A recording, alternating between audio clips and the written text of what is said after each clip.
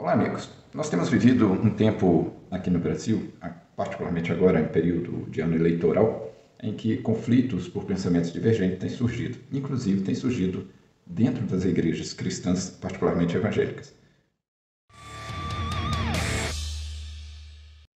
Nós temos observado dentro das igrejas evangélicas, como é natural, porque cada pessoa tem os seus valores, seus conceitos, mas nós temos observado uma divisão entre irmãos.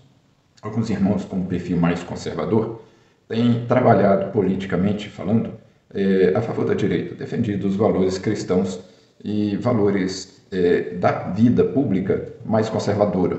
Já há irmãos dentro da igreja que têm uma visão mais social e eles têm colocado acima dos valores da palavra de Deus alguns conceitos defendidos pela esquerda política no Brasil hoje. Então, para defender o seu pensamento social ou socialista, que não é uma ideologia ruim na sua essência, no seu conceito, mas é impraticável na prática, na realidade, porque não existe uma fonte inesgotável de riqueza para dividir com todos, senão Deus, e isso só vai acontecer no céu.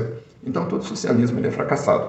Mas isso traz para dentro da igreja a divisão entre irmãos. E essa divisão está chegando a tal ponto que líderes da igreja, pastores de igreja, alguns deles têm defendido esta causa socialista, e para defender esta causa eles defendem políticos de esquerda que, por consequência, acabam defendendo o que esses políticos de esquerda pensam, como o caso do aborto, como o caso da identidade de gênero, como o caso de várias coisas abomináveis aos olhos de Deus, que são indefensáveis. Então, mesmo que tenha alguma virtude dentro do pensamento da esquerda, aquilo que não é virtude, ele é afrontoso à palavra de Deus e, portanto, não é defensável.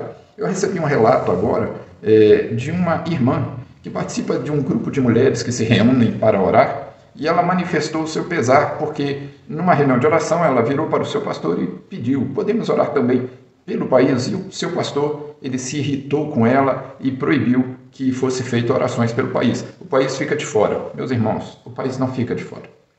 O país é o local onde os servos de Deus devem labutar, devem trabalhar, devem pregar o evangelho, devem se preocupar com a parte social, na misericórdia que Deus nos requer que sejamos misericordiosos com o próximo. E seremos misericordiosos trabalhando na parte pública, na parte coletiva, através da política.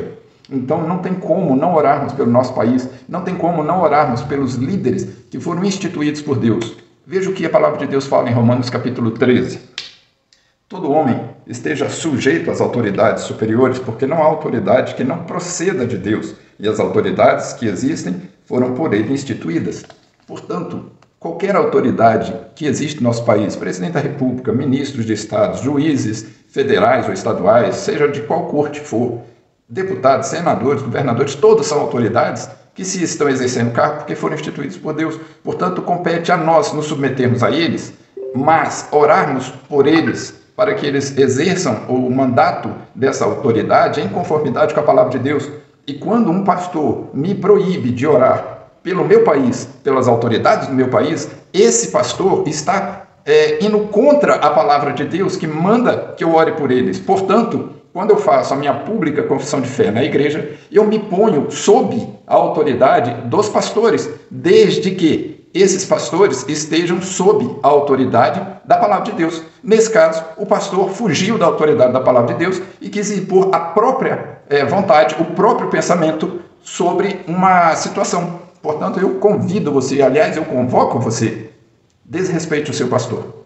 Nesse caso, eu te digo, o seu pastor está fora da palavra de Deus, está em pecado até, eu diria, e você não se submeta a essa ordem dele, mas ore pela sua nação, ore pelos líderes, pelas autoridades, persista, convide os jovens, as mulheres e orem, intercedam pela nação, porque isso é agradável a Deus. E o Senhor ouvirá dos céus, perdoará os nossos pecados e sarará a nossa terra. Isso é o que nós devemos fazer, clamar ao Senhor por nós, pelos nossos próximos e por todos, inclusive os nossos inimigos, particularmente pelas autoridades pelo nosso país. Portanto, meus irmãos, eu convido, orem pela nação. Nesse caso, se o seu pastor ele é contra, desrespeite seu pastor. Você tem a autoridade da palavra de Deus para fazer isso, você não estará em pecado, ok? Precisamos perseverar nessa luta, porque é uma luta terrena, mas a guerra é espiritual, ok? Junte-se a nós, vamos perseverar nesse caminho. Fiquem todos com Deus, um forte abraço